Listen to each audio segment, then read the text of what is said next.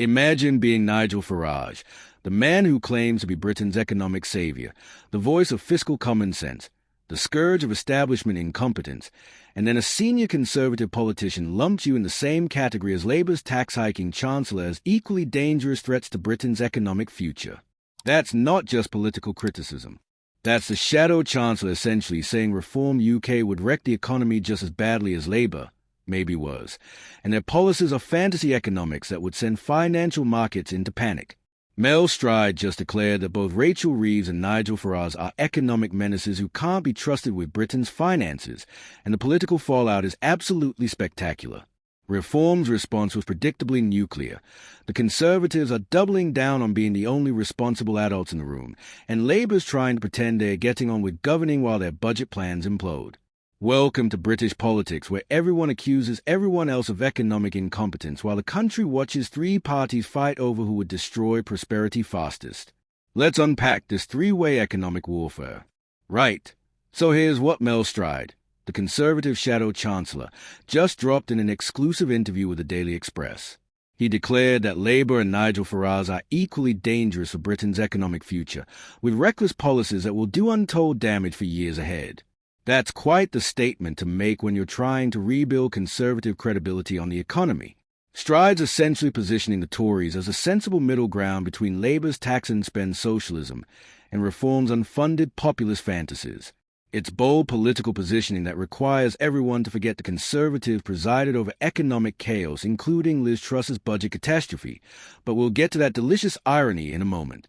Stride's attack on Labour is fairly standard opposition stuff. He said they brought Britain into this mess and don't know the way out, which lead to unfunded commitments that historically end badly. His painting Labour as economically illiterate, stumbling from crisis to crisis without any coherent plan. Given Reeves is facing a potential £30 billion black hole in her upcoming budget and reportedly lobbying the OBR for more optimistic forecasts, there's some truth to the accusation that Labour's struggling. But coming from the party that gave Britain Truss's mini-budget disaster and saw debt more than double during 14 years in power, it takes spectacular chutzpah. Where things get properly spicy is Stride's assault on Reform UK. He took direct aim at their plan to increase the income tax personal allowance to £20,000 annually, claiming it would cost £80 billion and send financial markets into fright because Reform has no real plan to fund it. That's devastating criticism because it goes to Reform's fundamental weakness.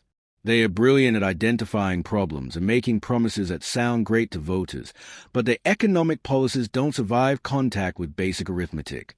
Raising the personal allowance that dramatically would indeed cost tens of billions, and Reform funding proposals typically involve vague references to cutting waste and cracking down on fraud, which never generates a revenue needed.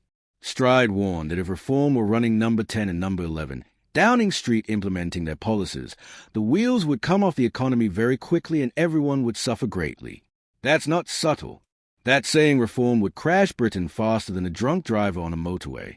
The comparison to financial market panic is particularly pointed because it evokes memories of Liz Truss's budget that sent gilt yields soaring and nearly bankrupted pension funds. Stride's essentially arguing Reform's economic illiteracy would trigger similar chaos. Reform UK's response was absolutely savage and worth examining because it exposes a fundamental problem with Conservative economic credibility.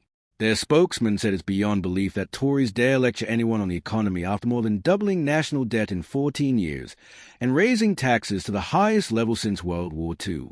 They branded Stride as minor party Mel, which is brilliantly cutting, suggesting Conservatives have become irrelevant. The spokesman finished with a knockout punch that Stride and colleagues failed Britain and will never be trusted again. That's not just political attack. That's writing the Conservative Party's economic obituary. And here's the uncomfortable truth that makes this entire debate so fascinating. Reform has an excellent point. The Conservatives presided over 14 years of rising debt, stagnant productivity, declining public services, and ultimately raised taxes to record levels while delivering minimal growth. They have catastrophically failed on the economy by their own metrics. So when Mel Stride stands up claiming Conservatives are the only party that can be trusted with the economy, it requires voters to have extraordinary amnesia about recent history. It's like an arsonist offering fire safety tips while the building's still smoldering. Stride attempted to position Conservatives as the grown-ups in the room who will make the country live within its means.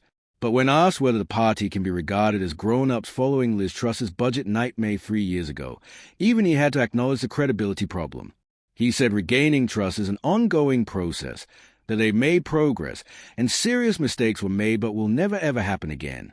That triple ever is doing a lot of work trying to convince people the party that crashed the economy has learned its lesson. His promise to deliver a very clear, significant down payment on fiscal responsibility in his conference speech is politician speak for trust us this time despite all evidence to contrary. The context around the upcoming budget makes this three-way fight even more relevant. The Office of Budget Responsibility has reportedly downgraded economic forecasts by £15 to £20 billion, plunging Rachel Reeves deeper into fiscal crisis. Stride warned she could face a very big black hole, making it difficult not to raise one of the three major taxes Labour promised not to touch in their manifesto. He claimed this is all of Reeves' own making, though that conveniently ignores the structural economic problems and debt levels Labour inherited from, well, the Conservatives. Stride painted a bleak picture for 2026 with forecasts showing anemic growth, rising inflation, unemployment, and borrowing. He warned about markets taking fright if the government doesn't change course, which is rich coming from the party that literally caused markets to take fright with Truss's policies. But his underlying point has merit even if the messenger lacks credibility. Britain's economic trajectory is genuinely concerning. Growth is weak, productivity is terrible, public services need massive investment, and nobody's presenting realistic plans to address these structural problems. Want every twist in this economic battle between three parties claiming the others would destroy Britain? Subscribe to UK Secrets for the full story. Thanks for watching.